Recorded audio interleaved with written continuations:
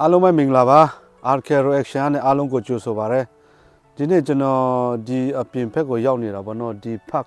ကလေးတွေဆော့တဲ့နေရာမှာကျွန်တော်ရောက်နေတယ်အခုကျွန်တော်အတွေးထဲမှာဝင်လာတာကတော့ကျွန်တော်တို့ Chin Fighter လေး Yoshioven ရဲ့အကြောင်းနဲ့ပတ်သက်ပြီးတော့နည်းနည်းကျွန်တော်ဆွေးနွေးတင်ဆက်သွားခြင်းတယ်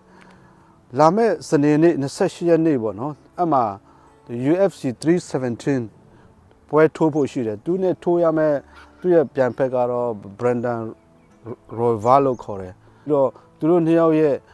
အရက်ကွာချက်တွေအသက်ကွာချက်တွေကျွန်တော်နည်းနည်းတော့ဆွေးနွေးကြည့်အောင်ကျွန်တော် Chin Fighter လေး Yoshioven ကတော့အသက်က23ပြီးတော့သူ့အရက်က9ပေနဲ့9ပြီးတော့သူ့ရဲ့အလေးချိန်ကတော့56.7 ကီလိုသူရှိတယ်ပြီးတော့သူ့ရဲ့ပြန်ဖက် Brandon Royval ကလည်းသူက9ပေအရက်က9ပေ9ဆိုတော့Yoshioven နဲ့လေးလက်မလို့ကွာတော့ဗောနော်အသက်ကတော့30နှစ်ပြီးတော့သူ့ရဲ့အလေးချိန်ကိုကြည့်မယ်ဆိုရင်တော့အလေးချိန်တော့တူဖြစ်နေတယ်သူတို့နှစ်ယောက်ရဲ့အလေးချိန်က56.7 ဖြစ်နေတယ်ဆိုတော့သူတို့ရဲ့နောက်ဆုံး9ပွဲကိုကြည့်မယ်ဆိုရင်တော့ကျွန်တော်တို့ Chin Fighter လေး Yoshioven ကတော့9ပွဲမှာသူကတပွဲရှုံးတယ်6ပွဲနိုင်ထားတယ်ပြီးတော့ Brandon Royval ကတော့9ပွဲမှာသူ2ပွဲရှုံးတယ်5ပွဲနိုင်တယ်ဆိုတော့သူတို့နှစ်ယောက်ရဲ့အတာချက်တွေကျွန်တော်တစ်ချက်နည်းနည်းလေ့လာကြည့်ရအောင် Yoshioven ရဲ့အတာချက်ကိုကျွန်တော်ပြောရမယ်ဆိုရင်သူကတော့ boxing point အားကောင်းတယ်ပြီးတော့သူ့ရဲ့လက်တီးဒီ power အားကောင်းတယ်ပြီးတော့သူ့ရဲ့လက်တီးတွဲလုံးတွေကအမြန်တယ်အမြန်တော့လည်းတအားကိုစန်ချိန်မြင့်တဲ့ fighter တယောက်ဖြစ်တယ်ပြီးတော့သူခန်းစစ်မှာလည်းအရန်ကိုကောင်းတယ်ခန်းစစ်ဆိုတဲ့နေရာမှာတခြားသူ့ရဲ့ပြန်ဖက် fighter သူထိုးတဲ့ချိန်မှာပေါ့နော်သူကအရှောင်အသင်းတွေကောင်းတယ်ပြီးတော့ပြန်ဖက်ရဲ့လက်တီးထိချက်တွေကသူနဲတယ်ပြီးခဲ့တဲ့Bruno Silva နဲ့ထိုးတဲ့ပွဲမှာလည်းကြည့်မယ်ဆိုရင်သူကတန်ရာရတာတိတ်ဘာတစ်ခုမှမရှိဘူးအဲ့ဒါကြောင့်ပဲသူကဒီ2ပတ်3ပတ်အတွင်းမှာသူပွဲကိုပြန်ပြလက်ခံနိုင်တဲ့အနေထားမှာရောက်နေတယ်ပြီးတော့သူက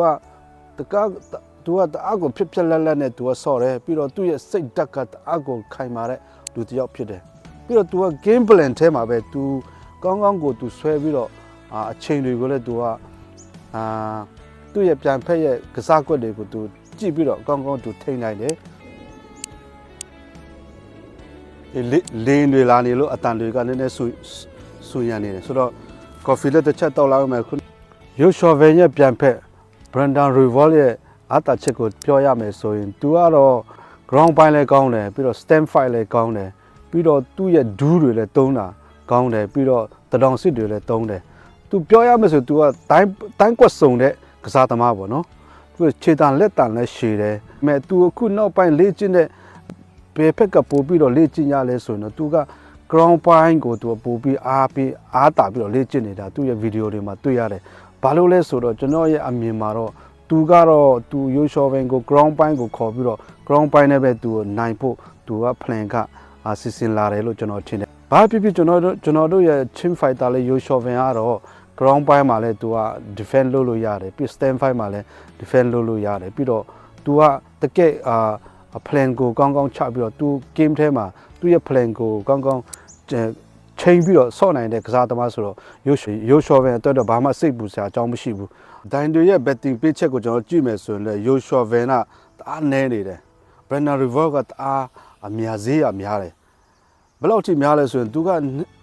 minus 260ထိသူဖြစ်တယ် Yoshioven ကပြီးတော့ Brandon Royval က minus plus minus မဟုတ်ဘူး plus 160ဆိုတော့ Yoshioven ဘက်က100ထိုးရင်နိုင်လို့ရှိရင်50ပဲရမယ်